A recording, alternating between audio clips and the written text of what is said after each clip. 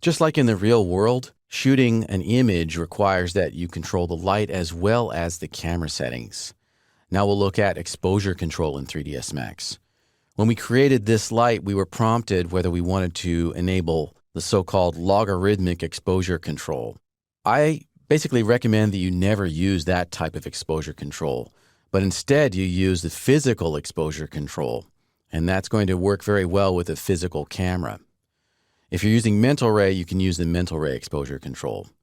Let's go into the rendering menu to exposure control. This opens up the environment and effects dialog box. And here we can do things like put an environment map in the background. Here's the exposure control section. And right now we have no plugin enabled. It says no exposure control. Let's go ahead and select from that pull-down list physical camera exposure control. That's really the best option all around because it's compatible with basically all renderers. I'll choose physical camera exposure control. Our brightness here in the viewport just changed because now we are actually applying a brightness sensitivity curve to our rendering. Scroll down here a little bit. In the physical camera exposure control settings, we have the option to expose each camera in our scene separately. Currently, I only have one physical camera, but if I had 2 or 3 or 4 physical cameras, then I could set the exposure in the camera parameters itself. I'm choosing not to do that. What I want to do in this case actually is to set the exposure scene-wide for all of the cameras. And to do that, I can disable this little checkbox that says use physical camera controls if available.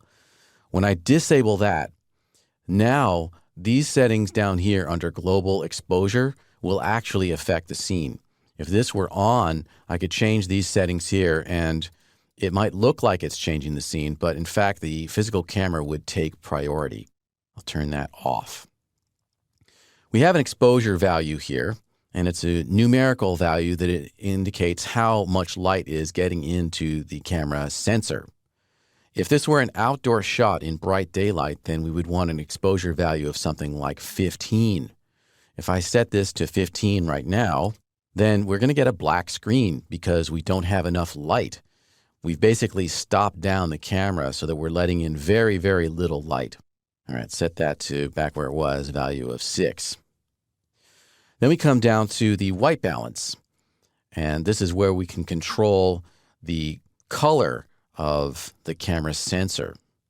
And remember that my light over here is set to 3600 degrees Kelvin. If I wanted neutral light here in my shot, then I could go over here and set the color temperature of the camera to match that of the light in the scene. I could go and choose temperature here and type in that same value of 3600 degrees Kelvin, and now I've got neutral light in here. Now you might be wondering why I would do this. Well, the reason that we want to do this is because if we want realistic renderings, then some of the light in the scene will have different color temperature than other light in the scene. For example, if I made a rendering that had some daylight coming in through the windows, that would be a very blue light. And then the light coming from this lamp here would be a relatively orange light. And we can choose whether we want to expose for the daylight color or the indoor artificial lighting color or somewhere in between. And that's what this gives us the ability to do. I'm going to leave that at 3600 just for now. Scrolling down a bit more, we come to image control. And this is actually a super important area of the dialog here. This is a tone mapping curve. It's taking the light that's coming from the scene and applying a contrast curve to it. And as you can see, what it's doing here, based on what we see in this curve, is it's actually cutting off the highlights. On the left side here, this is the blacks. On the right side here, that's the highlights. And if we open up our iris a bit by reducing the exposure value, we can start to see that happening. I'll bring exposure down to, let's say, a value of 4. And now this is getting blasted out.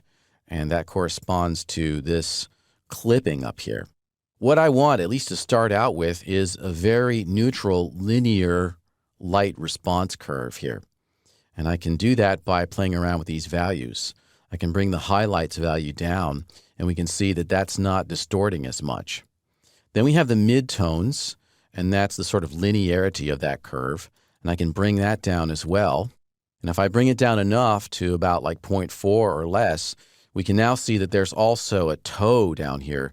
The shadows or the blacks are being slightly crushed or distorted. I can bring the shadows up a bit and make it even more extreme. We're basically making those shadows blacker. Or I could bring that down, and what we're doing is making those shadows more neutral.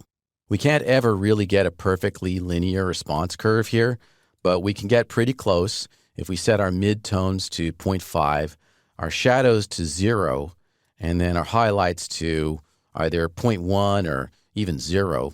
If we bring it down to 0, then we're not getting any hot spots there at all. That's really an artistic choice of how you want your rendering to look. In the real world, it's going to depend very heavily upon what type of camera you're shooting with, and also, of course, what kind of post-processing you might do, for example, in Photoshop or whatever. I'm going to set this to the value of 0.05 for the highlights, and I think that's a pretty good approximation of a linear response curve. Cool. So that's how we work with exposure control, and specifically the controls for physical camera.